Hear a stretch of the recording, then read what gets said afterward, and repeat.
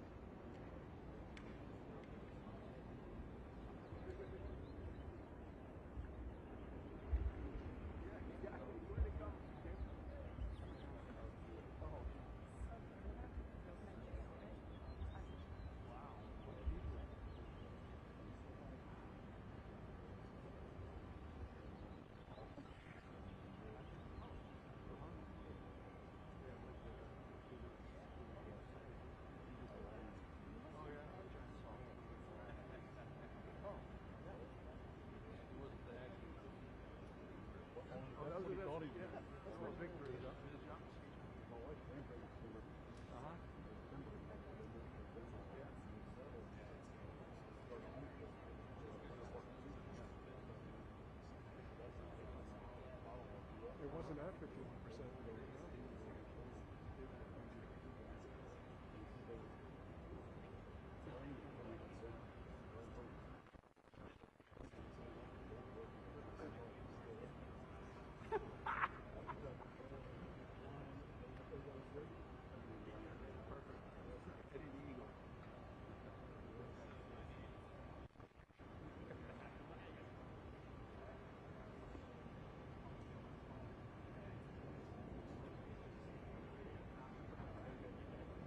Nickel metal hydride.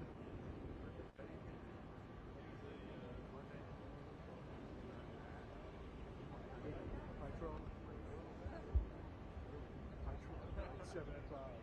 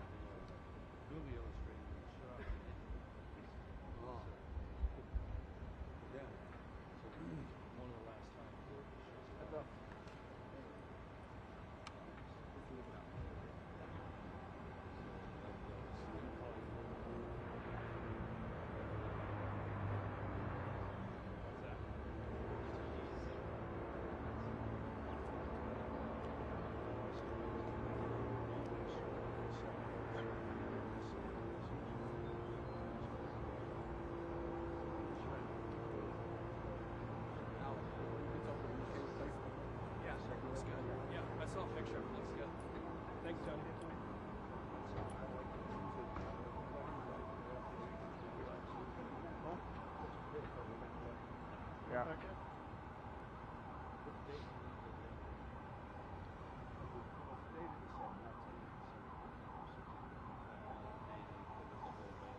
Yeah, it went fast. No, went after Christmas until they actually broke through.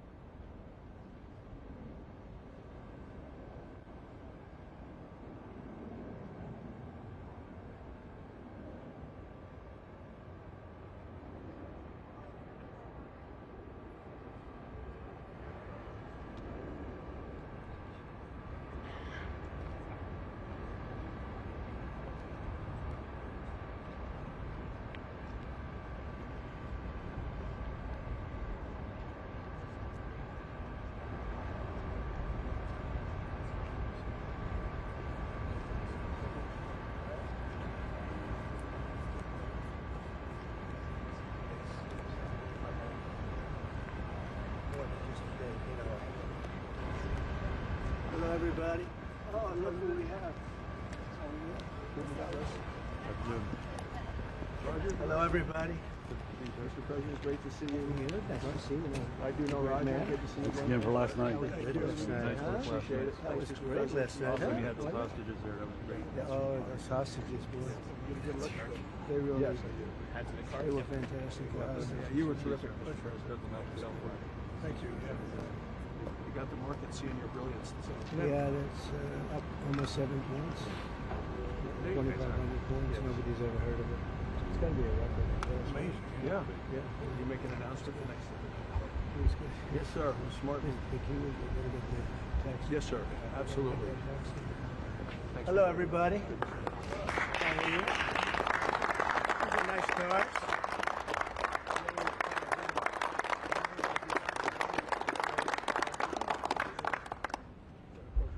Is this the car?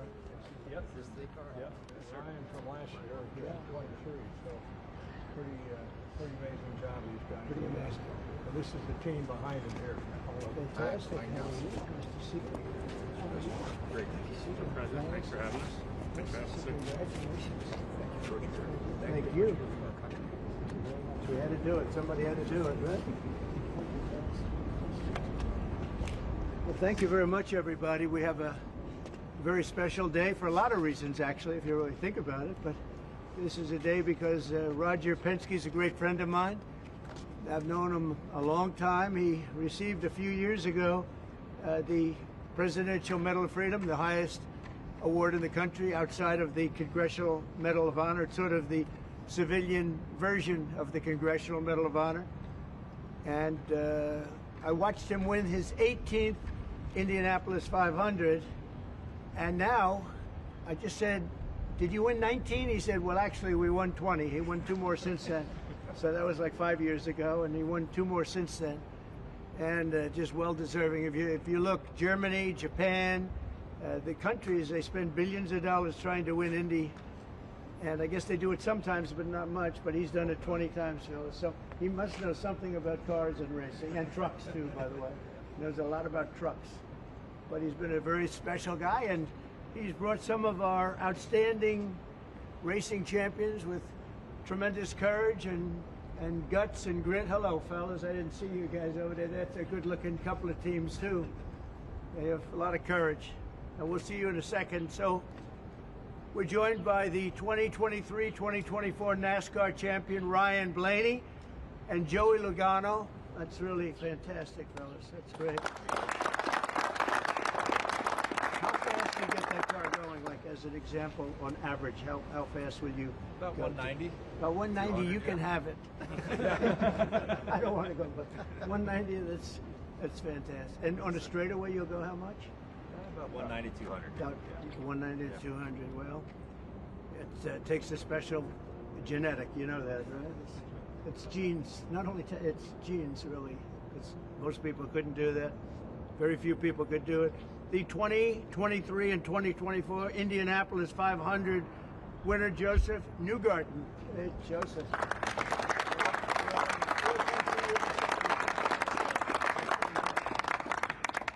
And the 2025 champions of the 24 Hours of Daytona, Felipe Nasser, Nick Tandy, and Lawrence Ventura. Thank you, sir.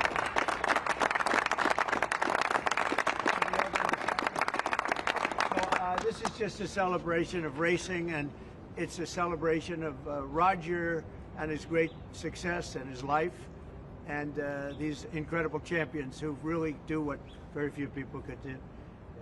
Mentally, psychologically, it's a big factor here, like it is in all sports, really, but you need a great physical ability. People that do this, they don't realize what great athletes they are. It's just not the car. I had a friend, he's a very successful guy, but he was a driver, and started off, he wanted to be a race car driver. He wanted to be like you. He wanted to be just like Joey Logano. and he had it for business, but he didn't have it for he said, I just couldn't compete with the good drivers. He couldn't do it no matter what he did. And he got lucky. He went into business and made a lot of money. He was very successful. But he said, I couldn't press the accelerator down all the way, and the best drivers could. So there was just a difference. It was really, I never forgot that story. But these are great champions, and it's a great sport. And what you've done in Indianapolis also with the track and everything has been incredible. I mean, it's really incredible. People tell me it's been amazing. I'll have to get there. I'm going to have to get there maybe this year with you. But well, thank you very much. Thank you. We did Daytona. We went around the track in the Beast, what's called the Beast, with the thick windows and the whole thing, and you're not supposed to hear anything, but I heard the fans, they were going crazy outside, so it was a great honor. So I just wanted to welcome them to the White House, a special place, very, very special place. And we love champions, and these are the greatest champions in the world. These are the greatest champions in racing, and it's an honor to have you all. And thank you very much, all of you. Thank you very much. I wouldn't ride in that thing if you paid me. How fast will that go? 240 plus. 240. Yeah. That's unbelievable. Weapon. Two-time winner of the Indianapolis 500, consecutively, right? Yes, sir. So what the hell are you doing? What do you eat? A lot of milk. Drinking a lot of milk, hopefully. Okay, I'm going to take some. And that one is pure speed and endurance, right? Correct, sir. Speed and endurance. Is that car a very different car than, let's say, this one? Very different? Very different. Very different. Yeah. Made for... You gotta last so many hours. Right. And we all share the car, so three A drivers. totally different engine. Different engine. Everything's different. Everything. And you'll go, is it 24 hours? Yep. That's a long time. And that car just, there's no let up, it's just constant, right? That's fantastic. Congratulations. That's endurance. Endurance is a big factor in life and success, I can tell you, so you guys have it. Well, thank you very much. Would you like to ask Roger or any of these champions any questions while we're here? Yeah. You started the morning saying be cool, and then just Be a few cool. hours later, there was a pause put in on the tariffs. Can you walk us through your thinking about why you decided to put a 90-day pause? Well, I thought that people were jumping a little bit out of line. They were getting yippy, you know? They were getting a little bit yippy, a little bit afraid, unlike these champions, because we have a big job to do. No other president would have done what I did. No other president. I know the presidents, they wouldn't have done it. And it had to be done. What was happening to us on trade, not only with, you know, if you look at it, not only with China, but China was by far the biggest abuser in history, and others also, but somebody had to do it. They had to stop because it was not sustainable. Last year, China made $1 trillion off trade with the United States. That's not right. And now I've reversed it. It's for a short period of time, but we made $2 billion. We're making now $2 billion a day. And somebody had to do it. Roger actually said it. Charles Schwab was here a little while ago, one of the great financial people, and he said he's been waiting for 40 years for somebody to do what I did over the last month. And if you didn't do it, you wouldn't have a country. It wouldn't be sustainable. So I'm honored to have done it. And, you know, look, nothing's over yet, but we have a tremendous amount of spirit from other countries, including China. China wants to make a deal.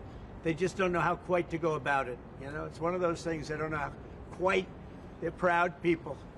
And President Xi's a proud man. I know him very well. And they don't know quite how to go about it, but they'll figure it out. They're in the process of figuring it out, but they want to make a deal. And we have many other countries, as you know, many more than 75, and they all want to come, and they want to come here, or they'll go to Commerce, or they'll go to Treasury. We have our great senators here and congressmen. They'll call John, they'll do somebody, they'll go through somebody, but they're all calling, how do we do this? They all want to make a deal. Somebody had to do what we did, and I did a 90-day pause for the people that didn't retaliate, because I told them if you retaliate, we're going to double it. And that's what I did with China, because they did retaliate. So we'll see how it all works out. I think it's going to work out amazing. I think that our country is going to be at the end of a year or shorter, but I think we're going to have something that nobody would have dreamt possible. A man like Roger Penske, I don't want to get him in trouble with China, so I won't, but he would know that you have to, someday you have to cut the bow and you have to do what you have to do, right, Roger? And that's what I did, and I'm very happy to have done it. Yeah, Mr. President, was there anyone the Prime Minister of Greece just told Breitbart's Matt Boyle that he thinks absolutely the European Union and the United States could work out a trade deal that's win-win and, quote, mutually beneficial to both sides. What do you think about the Prime Minister's comments, and do you think a deal could be struck with the European Union? First of all, I know him, he's a good man, and I appreciate his comments. Yeah, a deal can be made with every one of them. A deal's going to be made with China. A deal's going to be made with every one of them. And there'll be fair deals. I just want fair. They will be fair deals for everybody. But they weren't fair to the United States. They were sucking us dry, and you can't do that. You know, we have $36 trillion of debt for a reason. We don't have it there for fun. They have it for a reason. And people took advantage of our country, and they ripped us off for decades. I've been thinking about this for decades. If you ever saw me on television, I was young like these guys. And it was a good old days, I'll tell you, Roger. But I was like these guys, young, and I was talking about it. Nothing changed, and nothing was done about it. Then I did it.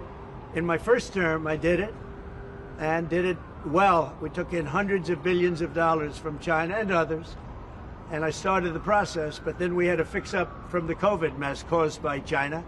We had to fix up from that, and we did a good job of doing it. And when we handed back the reins after a rigged election, and when we handed back the reins, the stock market was higher than it was before COVID coming in. So, you know, we did a great job, but we didn't have time to do the big thing, which we're doing now.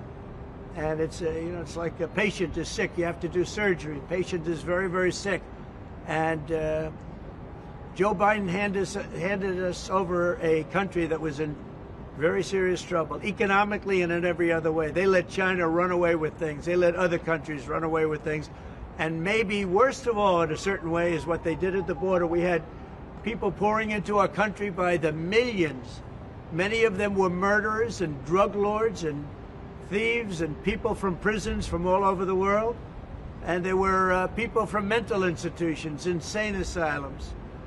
They were taking their mentally insane, and they were dumping them into our country. And I'll tell you, Tom Homan and Kristi Noem are doing a fantastic job in removing them. And now the courts, the Supreme Court just gave us numerous good rulings where we have to be able to get them out. You had other judges trying to take over the system. And think of it, they take over, they want these people coming back, Tren de Aragua from Venezuela, the Venezuela jails that cut off the fingers of a man in Colorado. They cut off his fingers because he called the police looking for help. They said, "Did you call the police?" He said, "Yes, I did." "Put your hand down," and they cut off the fingers. This is what they want to bring these people back now. And I want to thank the president of El Salvador for the job he's done, because that's the way it has to be done. And it's too bad. Yeah, please. Chuck Schumer and Nancy Pelosi, they've been talking about tariffs for decades. How come when these Democrat elites want tariffs, everything's hunky-dory, but when President Trump wants tariffs, all hell breaks loose? Do you see this double standard? I love this guy, whoever the hell that is. That's really nice. I appreciate that question. No, Chuck Schumer, Nancy Pelosi, everybody knew you had to do it, but they never had the guts to do it. It does take guts. It even takes guts for our country to go through it. That's why I say be cool. They were saying about, see, just be cool. It's going to work out. It's going to work out, and it's working out. I can tell you, working out maybe faster than I thought. But I said it's going to take a little conditioning. It's a transition to. It's really, I think it's a transition to greatness. It's going to be greatness. Our country is going to be. There'll be nothing like it, and people investing in our country, they're going to do better than they've ever done before. We have more car manufacturers, Roger, coming into our country now. Speaking of cars.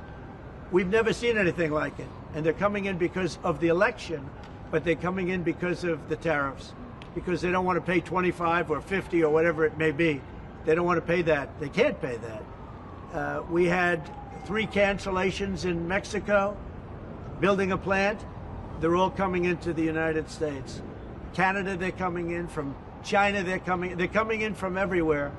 And that's just cars. We have chip makers come. We're the biggest chip maker in the world from Taiwan, coming in, spending $3 billion to build plants, and mostly a big plant. This is a hell of a plant when you spend the kind of money that they're going to go $200 to $300 billion, not million. You know, you'd say million would be the right number. It's not $200 to $300 billion.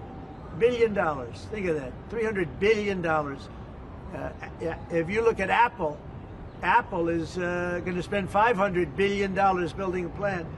They wouldn't be doing that if I didn't do this. They'd just keep building them in China. And that's unsustainable. It's not a pleasant thing to do, but I appreciate the question. And, you know, interestingly, Chuck Schumer and Nancy Pelosi, Crazy Nancy, they've wanted to do this for years, but they never had a president that had the guts to do it, because it does take guts, believe me. Was it the bond markets that persuaded you to reverse course? I was watching the bond market. The bond market is very tricky. I was watching it, but if you look at it now, it's beautiful. The bond market right now is beautiful. But yeah, I saw last night where people were getting a little queasy. I think everything had. Well, the big move wasn't what I did today. The big move was what I did on Liberation Day. We had Liberation Day in America. We're liberated from all of the horrible deals that were made, all of the horrible trade deals that were made. And I was helped by people just like this, senator, congressman, and friends, right? And we had great help in the Senate. Our Republican senators have been amazing. They stood tall. And likewise in the House. And John Thune has done an amazing job. Barrasso has done an amazing job. I mean, I can't think of a senator, really. We had tremendous support. We got a bill passed the other day with almost unanimous support in the Senate, and I think we're going to get that in the House, too. And I have to tell you that Mike Johnson is a great speaker. He's done a fantastic job. We had a majority of 1, now we have a majority of 7. And you don't realize how big 7 is until you have a majority of 1. 7 sounds like so much. But we're doing well. But Mike Johnson and John Thune have done a really great job. Mr. President, was there anyone who influenced your decision? Did you speak with anyone, you know, Jamie Dimon? Did you speak with anyone? Well, I watched Jamie Dimon on Maria Bartiromo's show this morning, and he was very good. He said that, actually made the statement to effect that something had to be done with the tariffs and trade. He said that. He said, look, you know, at some point, but he said something has to be done with tariffs and trade. He understood it. He's very smart and very a genius financially. He's done a fantastic job at the bank. And he knows that. Everybody knows that. Anybody that's even a little bit smart knows it. It wasn't sustainable what was happening. Somebody had to pull the trigger. I was willing to pull the trigger. This should have been done long ago. Just like Biden should have stopped the border long ago. I mean, allowed 21 million people plus into our country, many of whom should never have been allowed out of prisons and jails. They came out of prisons and jails from all over the world, and now we're getting them out, bringing them back to their countries. But it's should have never been done. Where's the takeoff decision stand? Yeah, go ahead, please.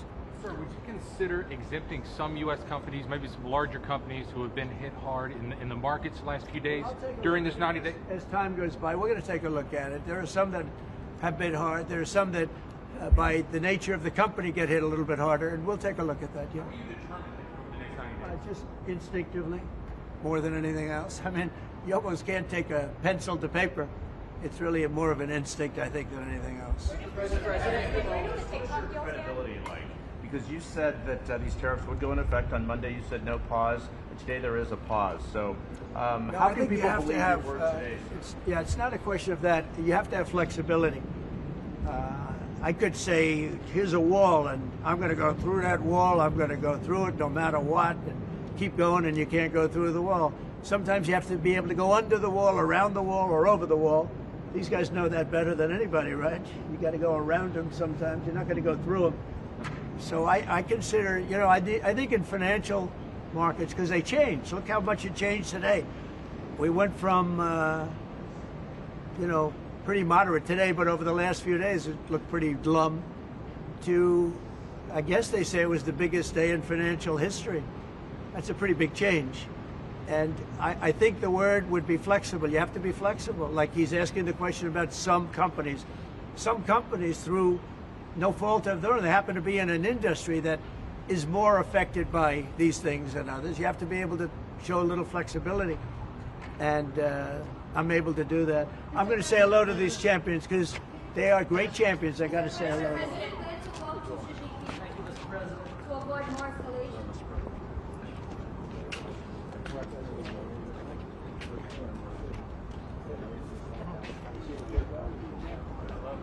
I love that tire. That's very thank you, Mr. President. So if you guys want to take your polls down? Yes. We took it down. Thank you. National